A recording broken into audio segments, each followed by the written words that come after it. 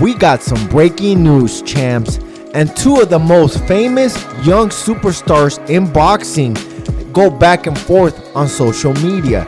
Now, not in a bad way, they weren't talking shit about each other, but they were trying to make a rematch happen, and that is Gervonta Tank Davis versus King Ryan Garcia. Now, both of these superstars already fought on 2023 in the beginning of that year, and we all know how the fight happened. Gervonta Tank Davis knocked out Ryan Garcia in the 7th round with a devastating body shot. As the whole boxing world knows, it's Gervonta Tank Davis' birthday, and happy birthday, champ. Hopefully you have a good time with the fam bam. Well, we all know Ryan Garcia actually wanted to make a rematch with Gervonta Tank Davis, so they were both texting on social media stating that if Gervonta Tank Davis is gonna give Ryan Garcia a rematch, Ryan Garcia has to give Tank Davis a gift. But you know, he was just playing around. Usually I don't like rematches that much. I'd rather see another brand new fight like Gervonta Tank Davis versus Devin Haney or Shakur Stevenson or something like that, right? Because we're already seeing the Ryan Garcia versus Gervonta Tank Davis. But I actually want to see this rematch because of everything that happened leading up to the fight. We all know that Gervonta Tank Davis had a mole in camp and was spying on Ryan Garcia and his performance in sparring. He actually had somebody tell him that Ryan Garcia got hurt with a body shot to the stomach, so he already knew this information, and he actually asked Ryan Garcia, did you or did you not get hurt in a body shot? And Ryan Garcia said it was cap, but it was true. And I also want to see this fight because the fight took place at 136 pounds and Ryan Garcia was weight drained. But in Gervonta Tank Davis' defense, he is a little guy and he should not be fighting at 140 unless he wants to dare to be great. But that's really up to Tank Davis. He could stay at 135 for his whole career. He's not that much of a big guy, and Ryan Garcia is a pretty big guy. So I do understand why Gervonta Tank Davis actually put a rehydration clause and the same day weigh-in against Ryan Garcia.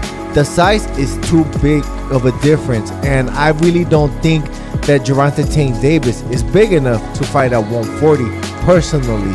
But if he wants to, I guess it's okay because Gervonta Tank Davis does have the skills to pay the bills, and he has one punch knockout power, which I truly believe will carry to the 140-pound division. And I also do understand why Gervonta Tank Davis is actually choosing to fight Ryan Garcia over Devin Haney and Shakur Stevenson, because that fight actually broke records.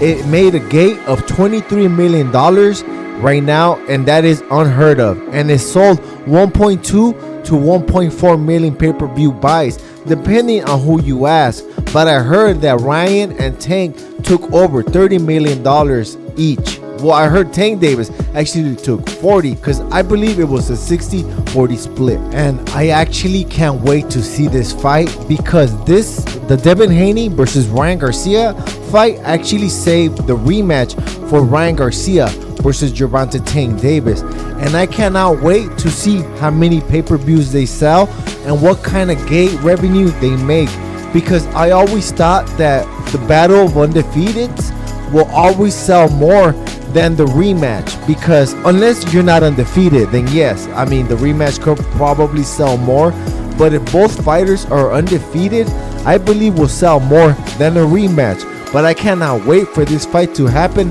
just to see those numbers. I also always believe if two fighters were undefeated, even if they're not champions, there's still that mystery.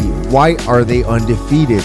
But we don't really know every single boxer that they face, but all we do know that no one has beaten them. And if they're pretty famous and well established, that will make a recipe for almost like undisputed versus undisputed. You just gotta be famous. It's the different times of boxing, and I think all these boxers should follow suit. But I do see some roadblocks and some problems for this fight, because we all know that the original fight between Tank and Ryan took place at 136 pounds, and Ryan Garcia has not been even able to make 140.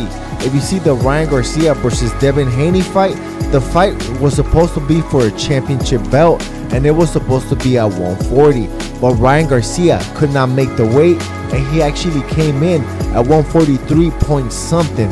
So I'm just wondering what kind of a contract they're gonna be able to sign, because Ryan Garcia will fight at 140. He hasn't been able to make that, so I am not too sure.